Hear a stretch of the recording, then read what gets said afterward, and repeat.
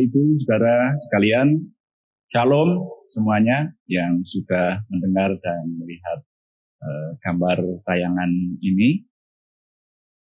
Kali ini kami dari Gereja Online 1 ingin menampilkan sebuah kesaksian, dan kami berharap kesaksian ini akan menjadi berkat, menjadikan banyak orang diselamatkan dan juga banyak orang diteguhkan imannya.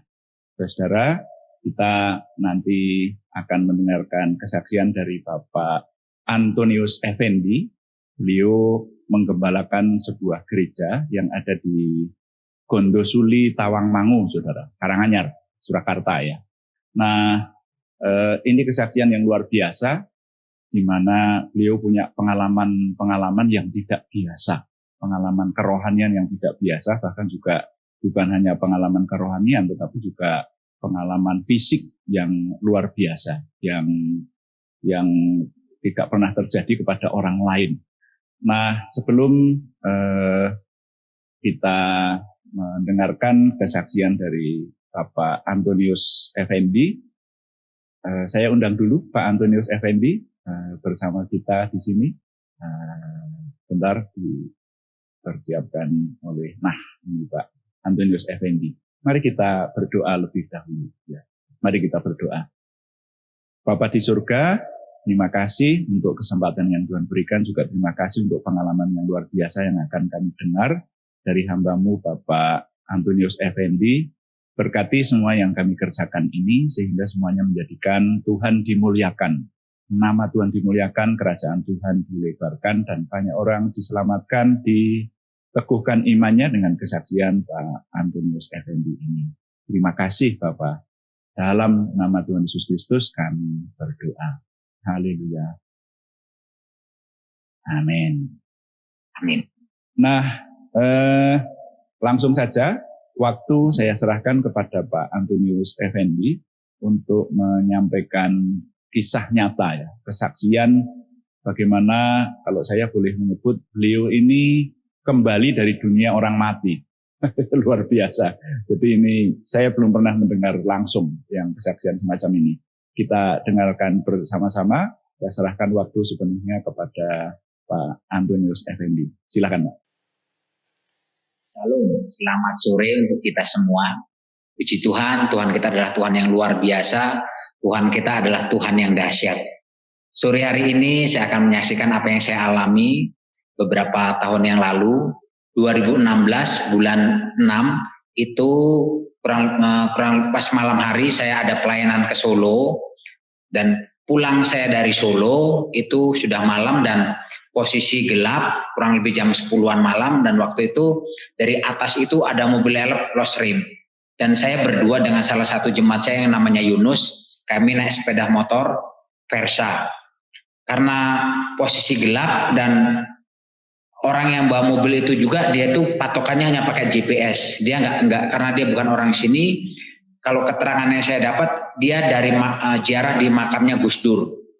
Waktu itu dia pulang, dia patokan GPS dan dia enggak ngerti jalan, dan waktu itu remnya blong. Waktu remnya blong itu posisi sama rumah saya sudah dekat, kurang lebih 500 meter, tapi memang daerah kami, daerah Gondosuli itu kan daerahnya itu tanjakan. Dan waktu itu remnya blong itu kami tabrakan. Saya ditabrak, dan waktu ditabrak itu saudara saya Yunus malam itu juga langsung dikubur karena kepalanya pecah. Dan yang saya dapat itu informasi bahwa Yunus itu tidak dimandiin karena palanya pecah, langsung dikubur malam itu juga. Sementara saya koma 5 hari. Waktu itu kejadiannya bulan 6 2016 kurang lebih jam 10 malam. Waktu itu saya koma 5 hari dan saya dibawa ke rumah sakit. Di rumah sakit pertama itu rumah sakit Karanganyar, RSUD Karanganyar. Itu besoknya itu dipindah ke rumah sakit Dr. Un Solo. Karena saya ada beberapa teman-teman dokter yang saya bimbing di sana dan mereka tahu, dan akhirnya mereka memindahkan ke rumah sakit Dr. Un yang ada di Solo. Di waktu itu saya koma 5 hari. Posisi koma itu Saya sudah bisa melihat jasad saya bisa melihat orang yang datang berdoa, tapi saya nggak bisa ngomong, saya nggak bisa berbicara. Saya hanya bisa berbicara sama 2 orang dokter. Kalau itu waktu itu saya ingatnya dokter, tapi saya yakin itu malaikat. Dan waktu itu saya melihat jasad saya dan saya berdua sama almarhum Yunus. Waktu saya bisa ngomong sama Yunus dan saya bilang, apa mau sang parah Nus, sirahku Kang. Dia bilang gitu kan, orang Jawa, bahasa Jawa. Yuk delok jasadnya. Waktu itu saya lihat jasadnya itu nggak ada di rumah sakit, cuma ada jasad saya. Tetapi posisinya Yunus itu saya lihat dia senang. Dia bilang, saiki aku arep melu karo Gusti Yesus. Dia ikut sama Tuhan Yesus, waktu itu hilang, udah nggak ada. Dan waktu itu saya sendiri, saya bisa bicara sama 2 orang dokter dan 2 orang dokter ini tahu kalau saya itu pendeta. Kan saya bilang ini, Dok, sebenarnya saya pendeta di Gondosuli. Iya, kok kan baru 8 tahun pengen di Gondosuli. Saya cuma mikir kok bisa tahu saya 8 tahun ada di Gondosuli. Sudah itu dokternya ini, yang satunya saya tanya sama dokternya, yang satu dokternya bilang tidak semua manusia di sini. Saya pikir itu manusia, saya yakin itu malaikat. Sudah itu yang kedua, saya ngelihat kemuliaan yang begitu luar biasa. Saya yakin itu Tuhan Yesus dan ada suara yang mengatakan ini, persiapkan umatku, waktuku sudah dekat. Setelah saya mendapat suara itu, kemuliaan itu hilang dan saya kembali ke jasad saya. Di jasad saya itu saya kembali ke jasad saya nggak tahu, yang saya ingat saya sudah ada di rumah. Saya sudah di rumah, yang saya ingat saya sudah di rumah dan waktu itu saya blank karena saya nggak ingat apa-apa. Yang saya ingat cuma ada 2 ayat, yaitu di Yeremia 29 dan ke-11, rancanganku adalah rancangan damai sejahtera dan bukan rancangan kecelakaan untuk memberikan hari depan yang penuh harapan. Waktu saya dapat 2 ayat, yang pertama itu Yeremia 29 dan 11, yaitu yang kedua itu Roma 1 ayat 16 dan 17. Waktu saya merenungkan rancangan itu adalah rancangan damai sejahtera, bukan rancangan kecelakaan untuk memberikan hari depan yang penuh harapan. Saya mikir, rancangan damai sejahtera bukan rancangan kecelakaan. Saya barusan kecelakaan. Tapi yang saya pikirin ayat ini, saya merenungkan, saya nggak ngalamin sakit. Memang tangan saya ini putus. Ini patah, di sini beberapa waktu yang lalu ini ada pennya saya ambil. Ini saya patah, sini ini putus, sama di sini saya ada di kepala situ ada darah beku. Waktu saya merenungkan ayat Yeremia 29, tapi saya nggak ngerasain sakit, saya nggak ngerasain apa-apa. Sudah itu di Roma pasal 1 ayat 16 dan 17 dikatakan bahwa Injil adalah kekuatan orang percaya. Orang benar akan hidup oleh iman. Saya cuma pegang itu. Saya cuma pegang firman Tuhan yang Tuhan kasih. Yang ada dalam pikiran saya adalah ngajak orang dekat sama Tuhan Yesus. Ngajak orang dekat, kenapa? Keselamatan hanya ada dalam Tuhan Yesus. Waktu saya pulang dari rumah sakit, itu saya kata istri saya, kata jemaat yang saya layani itu katanya saya blank. Saya ngomong apa, kemana saya nggak tahu. Karena memang saya lupa semua dalam memori saya. Cuma saya ingat 2 ayat ini yang Tuhan kasih dalam pikiran saya, dalam otak saya. Dan yang saya lakukan, saya hanya memberitakan Injil. Saya memberitakan Injil ke Semanu, daerah Gunung Kidul, ke daerah Sumbersari. Setiap saya ketemu sama orang, saya cuma mengajak orang untuk percaya kepada Tuhan Yesus. Karena keselamatan hanya ada dalam Tuhan Yesus. Dan waktu itu di kepala saya itu ada darah beku. Setelah beberapa bulan berjalan, saya blank. Karena di kepala saya itu ada darah beku dan itu harus diambil. Waktu itu saya masih ingat, saya kontrol ke rumah sakit. Waktu dikontrol di rumah sakit karena ada 2 dokter yang menangani, dokter spesialis tulang sama spesialis saraf. Dan teman saya di Solo itu Dokter Yudi, waktu saya konsultasi, bahwa dia mengatakan bahwa ada banyak saraf-saraf yang putus. Makanya boleh dikatakan Pak Pendi hidup bisa seperti ini mujizat Tuhan. Karena kalau hidup pun nggak akan normal, karena ada beberapa saraf-saraf yang putus dan di kepala itu ada darah beku. Dan waktu itu dikontrol sama ada dokter spesialis saraf, waktu kepala saya dimasukin 1 alat dan sudah itu ngobrol. Artinya saya bertatapan dengan Pak Dokter ini, dan dokternya tanya, selama ini apa yang dilakukan Pak Pendeta? Yang saya lakukan, saya cuma tumpang tangan di kepala saya minta sama Tuhan itu supaya kepala saya ini kembali pulih, supaya memori saya itu kembali pulih. Itu yang saya lakukan tiap malam. Tiap malam saya berdoa minta sama Tuhan Yesus. Saya di gereja itu saya seperti orang jalan-jalan sendiri, saya cuma memuji, menyembah Tuhan, dan saya mengatakan bahwa di kepala saya ini ada memorinya pulih. Saya percaya di kepala saya ini kembali normal. Itu yang saya lakukan. Dan waktu dikontrol sama Pak Dokter ini, dokternya bingung. Kenapa? Di kepala ini sudah tidak ada darah beku. Dan dia bilang selama jadi dokter, baru ini nangannya satu peristiwa yang secara medis nggak mungkin. Karena waktu di ronsen itu ada darah beku. Dan ini kok bisa hilang sendirinya. Nah, di situ saya cuma bilang, karena Tuhan Yesus, Dok. Karena Tuhan Yesus adalah Tuhan yang dahsyat, Tuhan yang ajaib. Nah, oleh karena itu yang saya percaya sama Tuhan Yesus sepenuhnya. Makanya saya cuma mengajak pada orang-orang, kalau kita berani menyuarakan suara keselamatan hanya ada di dalam Tuhan Yesus. Yang kedua, saya setelah pulang dari rumah sakit, secara fisik lama-lama saya pulih. Tapi yang jadi masalah, saya mikirin keluarganya Yunus. Karena Yunus malam itu meninggal, dan waktu meninggal, posisi istrinya masih hamil. Namanya Wahyu, posisinya masih hamil, waktu itu berapa bulan saya nggak tahu. Dan waktu itu secara dalam hati saya sedih. Kenapa? Ya, secara fisik saya sembuh, tapi dalam hati saya mikir, ini gimana kondisinya si Wahyu, karena suaminya meninggal. Dan yang saya tahu, dia itu nggak nerima saya, dia itu marah-marah, dia datang ke rumah sakit, pokoknya dia nggak nerima karena suaminya meninggal dan gara-gara saya. Karena saya ajak untuk pelayanan ke Solo. Dan waktu itu saya masih ingat, saya mendatangi orang tuanya Yunus. Saya mendatangi orang tuanya, saya minta maaf. Akhirnya ya bahasanya saya tetap merendah, saya minta ampun, saya minta maaf karena kesalahan saya Yunus bisa meninggal.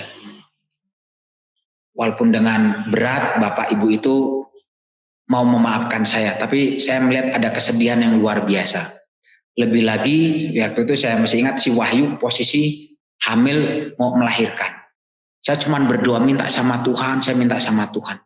Dan saya masih ingat waktu itu saya diajak oleh namanya Ibu Lina dari Solo untuk mengajak saya untuk acara, waktu itu acara di Serpong. Waktu itu ada acaranya Pak Petrus Agung, sebelum dia meninggal itu acara di Serpong, dan waktu itu saya ketemu sama pendoa-pendoa.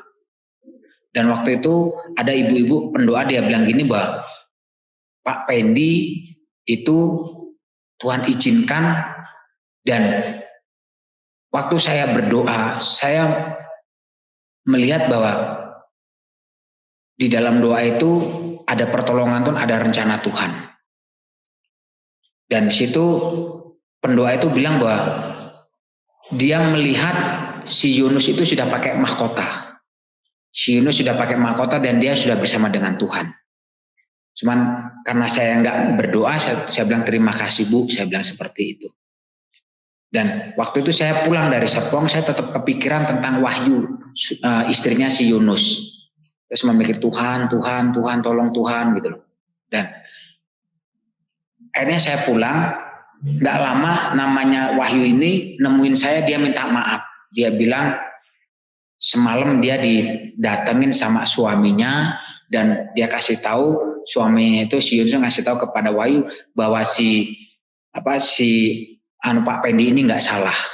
Dan dia mengatakan bahwa dia melihat si Yunus itu suaminya sudah pakai mahkota. Dan di situ yang saya lihat omongan daripada pendoa yang orang di Serpong itu dengan mimpinya Yunus itu klik. Karena pendoa itu bilang bahwa Yunus sudah pakai mahkota, dan mimpinya istrinya si Yunus itu dalam mimpinya itu dia melihat suaminya pakai mahkota. Dan di situ saya bersukacita bahwa Tuhan kita adalah Tuhan yang luar biasa. Dan tidak lama kemudian si Wahyu ini melahirkan, dan anaknya laki-laki dikasih nama Stephen. Akhirnya orang tuanya Yunus bersukacita karena cucunya laki-laki pengganti anaknya yang namanya Yunus. Itu yang saya lihat bahwa Tuhan kita adalah Tuhan yang luar biasa, Tuhan kita adalah Tuhan yang ajaib. Saya hanya mengajak kepada para bapak, para ibu, mari kita semakin dekat sama Tuhan, kita percaya bahwa di dalam Tuhan Yesus ada keselamatan. Dan yang kedua, saya bilang tadi bahwa ada 2 ayat di Roma pasal yang ke-1 ayat 16 dan 17, Injil adalah kekuatan bagi orang percaya. Nah itu saya hanya berpegang kepada kebenaran firman Tuhan. Bahwa Tuhan kita adalah Tuhan yang dahsyat, Tuhan kita adalah Tuhan yang hidup, Tuhan kita adalah Tuhan yang luar biasa. Oleh karena itu saya semua mengajak pada kita semua pada kesempatan sore hari ini, mari hati kita melekat sama Tuhan. Kita sungguh-sungguh di dalam Tuhan, mari kita mengejar perkenanan Tuhan. Karena Tuhan kita adalah Tuhan yang ajaib, Tuhan yang dahsyat. Karena waktu itu juga setelah saya pulang dari rumah sakit, saya tanya sama istri saya di rumah sakit habis berapa? Hampir 50 juta. Saya tanya ada utang enggak? Enggak ada utang, malah masih ada saldo 50 juta. Itu yang saya lihat bahwa Tuhan kita Tuhan luar biasa, dan saya tidak merasakan apa-apa. Dan di memori saya tentang kejadian kecelakaan itu, waktu kejadian itu saya nggak bisa ingat. Itu nggak ada di memori saya. Di kepala saya itu kejadian waktu saya ditabrak sama mobil itu nggak ada. Dan yang luar biasanya waktu itu karena beberapa kali ada sidang dan saya dipanggil di pengadilan, di situ saya bisa mengatakan kepada Pak Hakim sama Pak Jaksa, saya bilang, antara kami berdua, pihak terdakwa dengan saya sebagai korban itu tidak ada unsur kesengajaan. Oleh karena itu saya minta kalau bisa dibebaskan Pak Hakim, saya bilang itu. Akhirnya Pak Hakimnya tidak bisa dibebaskan. Mereka mendapatkan hukuman kurang lebih kena, kalau nggak salah waktu itu kena 7 bulan. Kena hukuman 7 bulan, itu pun karena saya bela. Di pengadilan saya membela terdakwa ini karena tujuan saya membela ini karena ini orang Sunda, orang Bekasi, dan dia juga supirnya supir tembak. Bukan dia cuma supir tembak dan kasihan. Dan di situ akhirnya saya bisa bicara keselamatan kepada keluarga ini. Oleh karena itu saya mengajak kepada kita semua, mari hati kita melekat kepada Tuhan Yesus. Karena keselamatan hanya ada di dalam Tuhan Yesus. Di luar Tuhan Yesus tidak ada keselamatan. Saya selalu mengajak kepada kita semua, mari hati kita melekat sama Tuhan, apalagi di hari-hari terakhir ini, saya percaya Bapak Ibu, waktu hati kita melekat sama Tuhan, ada pertolongan Tuhan yang luar biasa. Ada hal-hal yang luar biasa. Karena gini, waktu itu saya ingat juga, ada beberapa dokter, waktu itu saya punya saudara juga di Pesat, namanya Ahmad Tabrani, dia bawa temennya itu dokter, waktu saya di rumah sakit, dia juga ngecek-ngecek dan dia kasih tahu, kalau adiknya ini masih hidup, ini mujizat Tuhan. Karena dari segi medis sangat luar biasa parah. Tapi di situ saya lihat, saya kembali sekarang bisa normal, bisa pulih. Ini semua karena Tuhan Yesus. Saya cuma mengajak kepada kita semua, kekuatan kita hanya kepada Tuhan Yesus. Orang benar akan hidup oleh iman. Makanya di Roma pasal 1 ayat 16 dan 17 dikatakan bagaimana Paulus mempunyai keyakinan yang kokoh terhadap Injil. Dan di situ dikatakan ayat yang ke-17, orang benar akan hidup oleh iman. Oleh karena itu saya semua mengajak pada kita semua pada sore hari ini, mari hidup kita hanya berpegang pada Tuhan Yesus. Karena Tuhan Yesus adalah Allah yang menyelamatkan kita dan dia telah memberikan kasih karunia kepada kita semua. Oleh karena itu mari hati kita terus melekat sama Tuhan, kita berpegangan sama Tuhan, dan kita percaya ada pertolongan di dalam Tuhan Yesus. Itu yang saya alami dan saya mengajak untuk kita semua, mari kita semakin setia, semakin kita sungguh-sungguh kepada Tuhan karena harinya sudah dekat. Saya mengatakan harinya sudah dekat karena waktu saya kondisi koma itu saya ketemu Tuhan Yesus dan Tuhan bilang persiapan umatku, waktuku sudah dekat. Saya nggak tahu kapan, tapi saya cuma mengajak mari kita semua di hari-hari terakhir ini hati kita melekat sama Tuhan, kita bergantung penuh sama Tuhan. Mari kita mengejar perkenanan Tuhan. Percayalah bahwa Tuhan pasti menolong kita. Itu yang saya alami, Tuhan Yesus memberkati.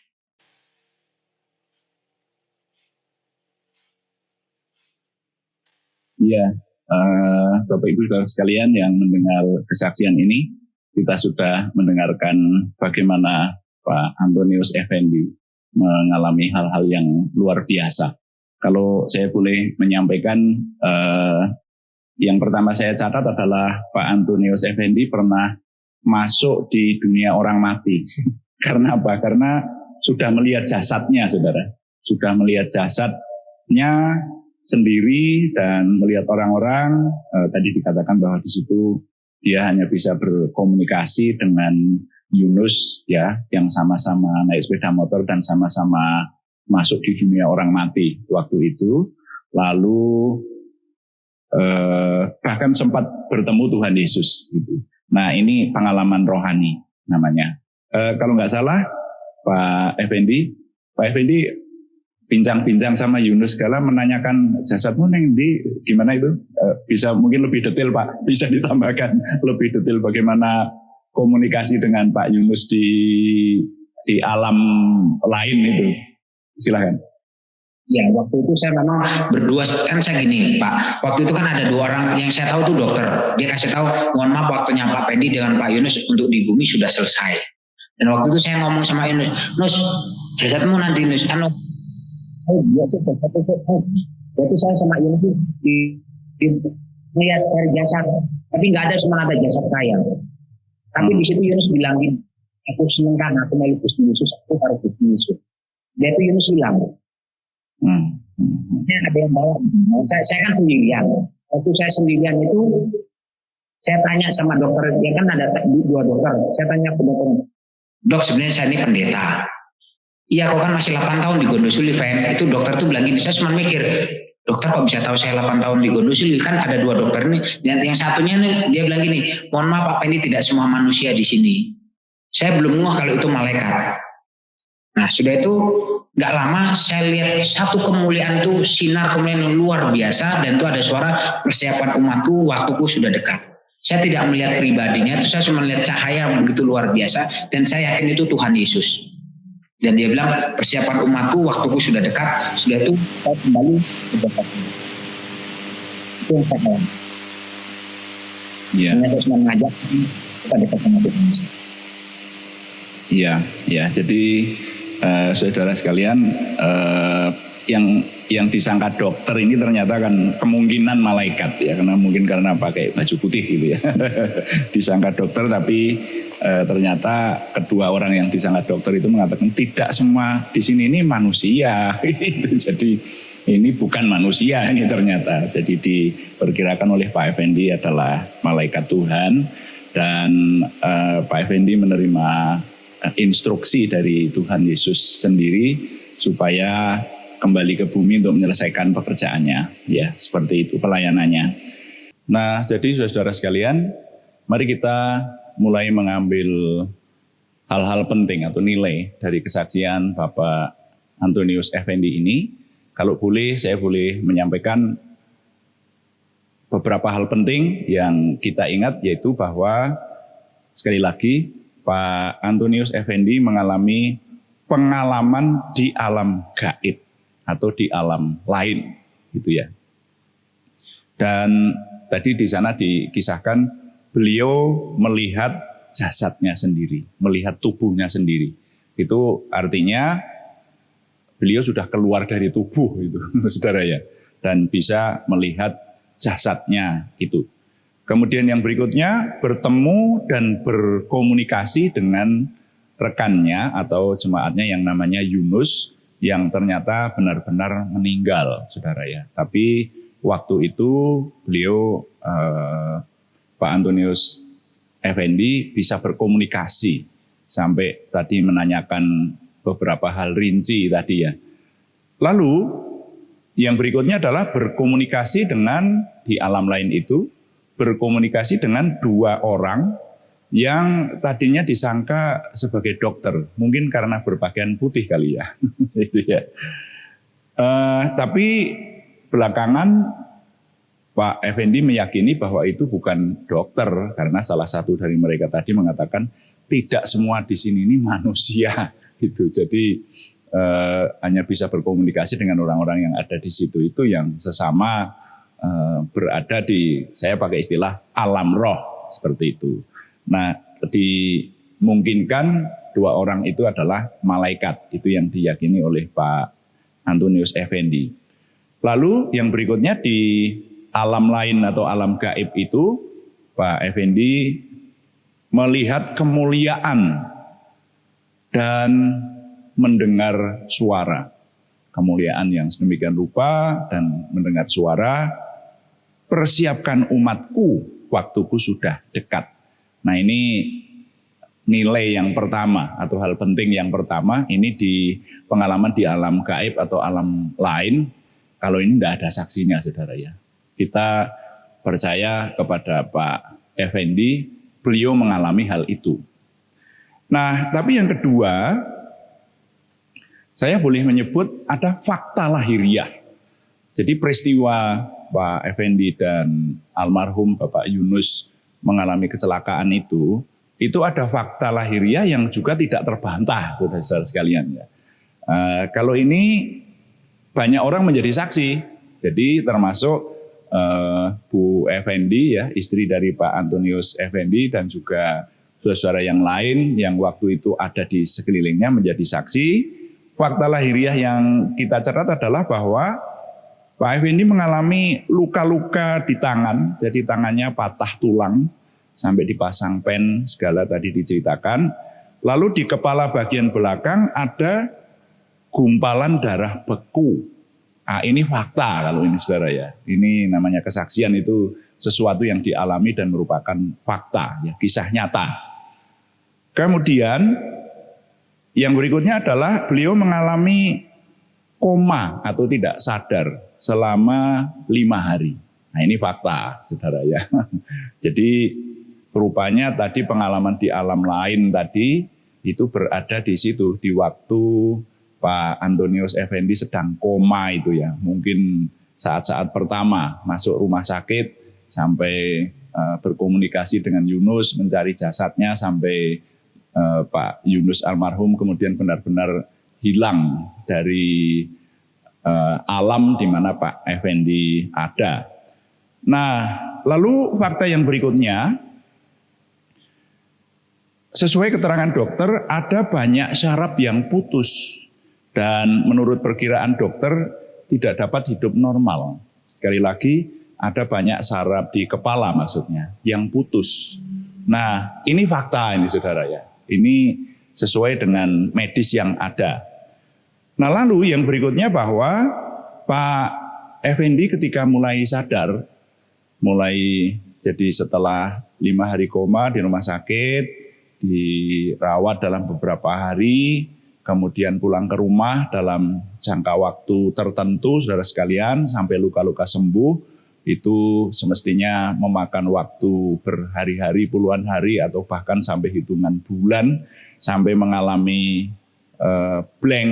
Jadi pikirannya namanya blank itu hilang, saudara, seperti komputer blank itu, jadi ya berpikiran tidak normal, tidak ingat itu, saudara ya. Nah, ini sampai beberapa waktu kemudian Pak Effendi sendiri tidak ingat.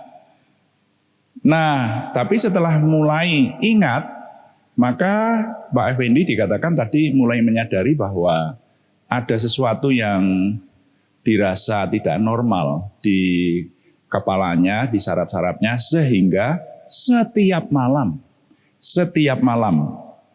Pak Effendi menumpangi tangan kepalanya sendiri dan berdoa. Minta supaya Tuhan menyembuhkan tentu saja.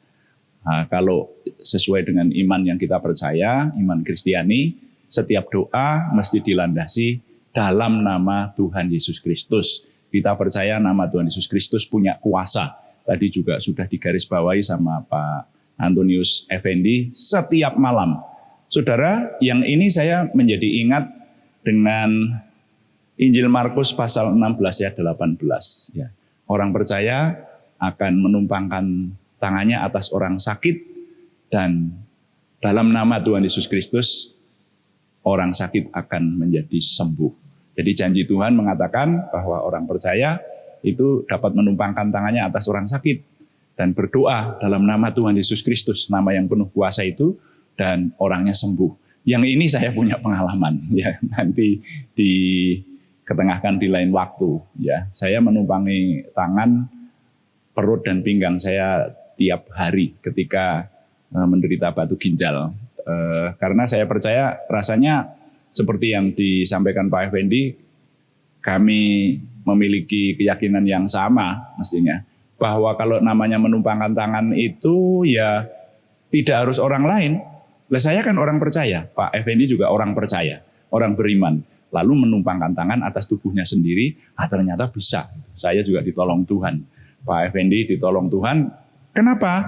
Karena gumpalan darah yang ada di bagian kepala, di bagian belakang tadi, itu hilang. Sampai dokter heran, kan tadi dikatakan seperti itu. Sampai menanyakan pada Pak Effendi, Bapak melakukan apa selama ini? Gitu. Lalu dijelaskan, hanya berdoa. Dalam tanda petik, hanya berdoa dalam nama Tuhan Yesus Kristus, dan darah di belakang kepala itu hilang, dan syaraf-syaraf itu bisa pulih kembali. Nah, buktinya Pak Effendi menjadi pulih seperti sekarang, bisa menceritakan kepada kita, dan melayani seperti sedia kala. Ini kuasa nama Tuhan Yesus Kristus yang luar biasa dialami oleh Pak Effendi. Jadi kesaksian beliau ini memiliki dua hal besar yang dapat kita ingat, yaitu pengalaman secara gaib atau di alam lain, tapi juga secara fakta yang banyak orang menjadi saksi, bahkan dokter-dokter juga menjadi saksi di sekelilingnya bagaimana beliau ditolong Tuhan. Nah, baik, saya rasa itu dulu. Terima kasih kepada Bapak Pendeta Antonius Effendi. Beliau ini menggembalakan di Gereja Betel Indonesia atau GBI Gondosuli Tawangmangu, Karanganyar, Surakarta, saudara ya. Dan beliau juga, kalau boleh saya tambahkan, adalah alumni dari Sekolah Tinggi Teologi Tawangmangu, atau kita sering menyebut ST3. Ya, beliau alumni dari ST3 yang melayani sebagai gembala sidang di GBI, kebetulan juga dekat dengan kampus itu tempatnya. Baik, saudara sekalian, izinkan saya menambahkan bahwa kami di channel ini, di channel Gereja Online 1, itu di samping kami mengadakan atau mengetengahkan kesaksian-kesaksian yang ajaib ya, kesaksian-kesaksian maksud kami yang bisa menyelamatkan banyak jiwa dan juga meneguhkan banyak iman orang percaya semacam ini. Kami sudah punya beberapa kesaksian dan akan terus memproduksi, membuat rekaman kesaksian ini supaya dapat dinikmati oleh banyak orang dan banyak membangun iman. Kami dari channel Gereja Online 1 juga mengundang Anda untuk mengikuti acara harian kami. Jadi kami mengadakan doa pagi secara online itu setiap hari pada jam 5 waktu Indonesia bagian Barat. Jam 5 pagi, itu yang doa pagi.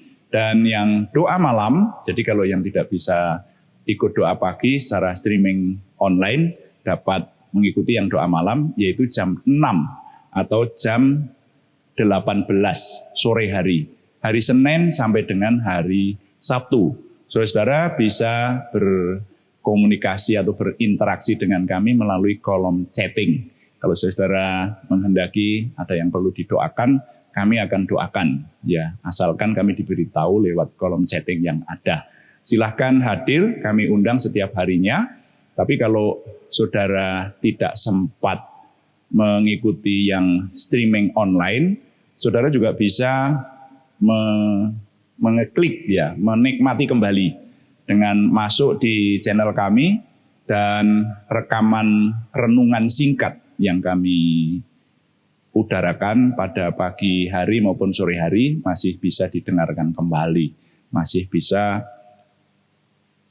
dinikmati kembali. Dan saudara, kami di doa pagi sekarang ini sedang meneliti mulai dari kitab Kejadian. Dan kita berdoa minta kepada Tuhan supaya diberi umur panjang, meneliti kitab suci ini sampai nanti kitab Wahyu. Jadi kita membaca tapi bukan sekedar membaca, tapi dibuat renungan setiap hari. Ini luar biasa. Kami mengundang Bapak Ibu Saudara yang berkenan dan suka berdoa, silahkan mengikuti pada waktu streaming online, jadi live ya. Tapi sekali lagi di samping harus jam 5 pagi atau jam 6 sore, sesudahnya maka video renungan itu masih bisa dinikmati setelah jam online streaming live ya berlangsung.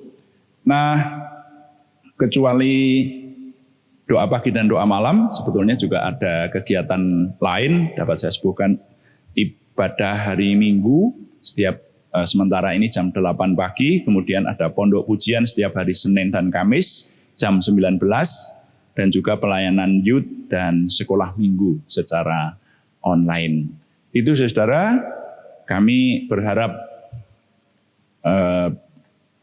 dan berterima kasih kalau Anda berkenan memberikan subscribe, berarti sudah mendukung kami dan tim di pelayanan ini. Berikan subscribe, like, komen, dan share.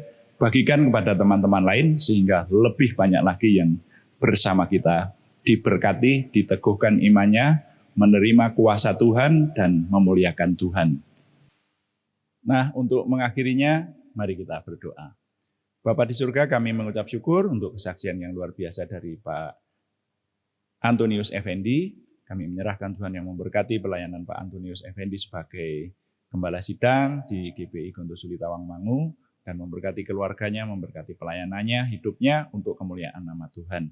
Jadikan kesaksian ini Tuhan yang memberkati sehingga banyak orang diselamatkan jiwanya, diteguhkan imannya. Tuhan semakin dimuliakan, kami semua semakin diberkati. Kami terus mempercayakan kepada pimpinan Tuhan, semua yang kami kerjakan oleh kami dan tim di tempat ini, Tuhanlah yang menolong dapat kami sempurnakan, semuanya untuk kemuliaan nama Tuhan. Terima kasih Bapa, kami mohon Tuhan yang menyempurnakan doa kami oleh pertolongan dan pimpinan Roh Kudus, semuanya kami persembahkan dengan mantap percaya, dalam nama Tuhan Yesus Kristus Juru Selamat kami. Haleluya.